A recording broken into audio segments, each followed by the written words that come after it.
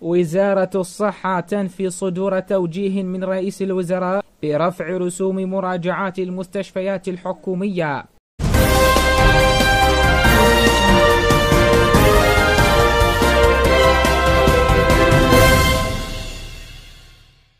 نفت وزارة الصحة اليوم الجمعة صدور توجيه برفع رسوم مراجعات المستشفيات الحكومية. وقال المتحدث باسم الوزارة سيف البدر في بيانه أن ما نشر في بعض وسائل التواصل الاجتماعي بصدور توجيه من رئيس مجلس الوزراء برفع رسوم مراجعات المستشفيات الحكومية هو عار عن الصحة، ونفى هذا الادعاء نفيا قاطعا، داعيا وسائل الإعلام إلى اعتماد المصادر الرسمية للمعلومات حصرا.